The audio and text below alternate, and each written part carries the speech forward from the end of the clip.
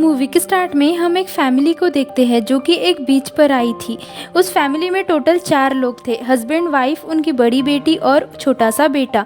उनके बेटे का नाम ओली था। रात को वो लोग खाना खा के सो जाते हैं। अगले दिन ओली के पेरेंट्स उसे घुमाने के लिए कहीं ले जा रहे थे। जैसे ही वो लोग वहाँ जा रहे थे, उनकी बेटी उन्हें रोक लेती है उनकी एक पिक्चर क्लिक करने के लिए। उनके जाने के बाद उनकी बेटी अकेली रहती है। तभी उसे वहाँ किसी के प्रेजेंस का एहसास होता है। वो डर के वजह से अपनी गाड़ी में बैठ जाती है।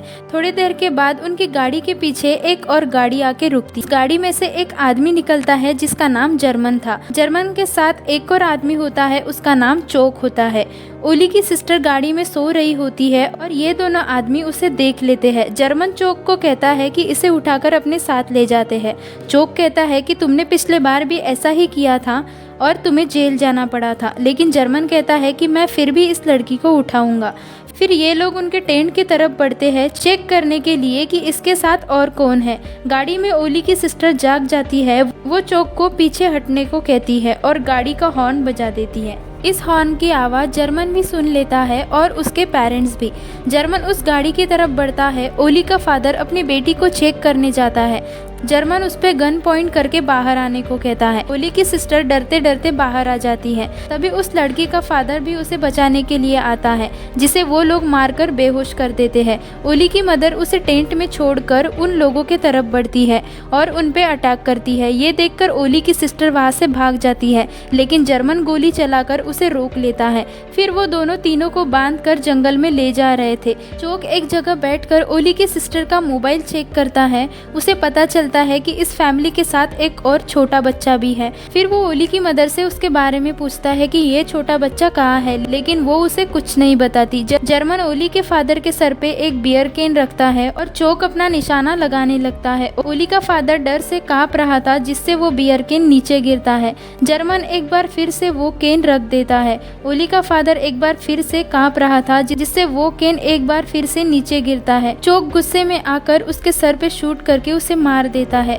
इस तरह वो लोग उन तीनों को मार देते हैं। अब वो लोग ओली को लेने टेंट में आते हैं, लेकिन ओली रोते रोते टेंट से कहीं बाहर चला गया था।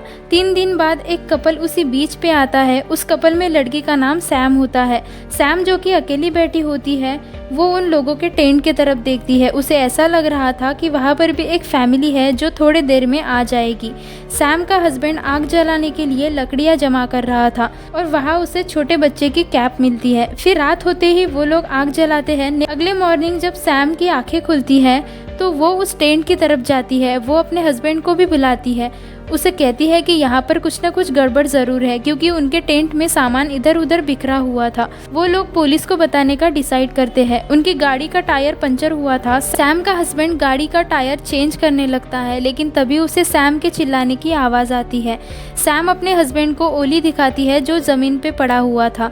वो लोग ओली को उठा लेते हैं और ये डिसाइड करते हैं कि वो इस बच्चे के पेरेंट्स को भी ढूंढेंगे, लेकिन तभी वहाँ चोक आ जाता है। वो लोग चोक को हेल्प मांगते हैं ताकि जल्द से जल्द ओली को हॉस्पिटल लेकर जाया जाए। चोक उन्हें समझाता है कि तुम्हें इसकी फिक्र करने की कोई ज़रूरत नहीं है, क्योंकि इसके पेरेंट्स आसपास ही होंगे और क्या पता किसी मुसीबत में होंगे।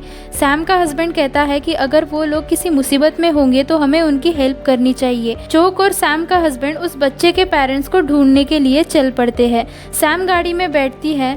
चोक सैम के हस्बैंड को उस जगह पर ले आया था जहाँ पर उन दोनों ने उन्हें मारा था।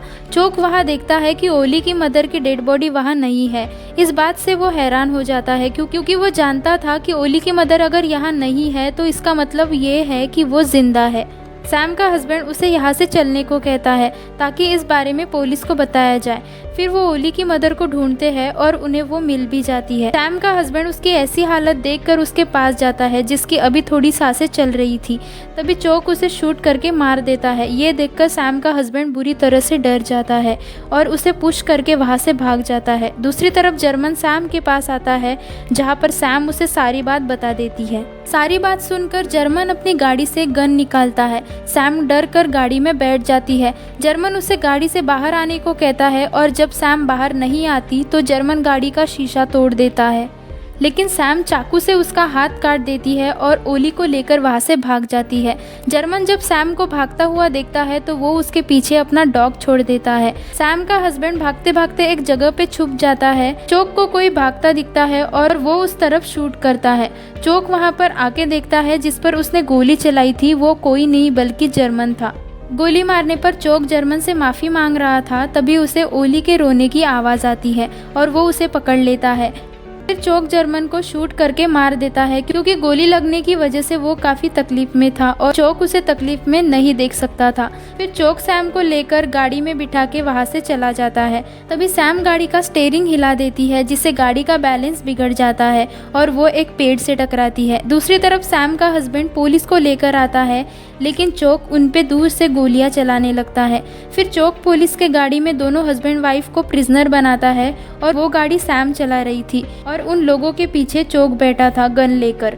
चोक वहाँ से भागना चाहता था। सैम तेज स्पीड में गाड़ी चलाकर पलटना चाहती थी। गाड़ी पलटने के बाद सीधी हो जाती है। उन लोगों में से चोक पहले ही बाहर आता है जो कि बहुत इंजर्ड था। सैम बाहर आके चोक के सर पर पत्थर मारती है। इसके बाद सैम हॉस्पिटल में आंखें खोलती है। वो अपने हस्बैंड के पास जाती है जो कि बच गया था। ओली भी बच गया था और उसे जर्मन के डॉग ने बचाया था। सैम उसे अडॉप्ट करने का सोचती है और इसी के साथ ये मूवी एंड हो जाती है।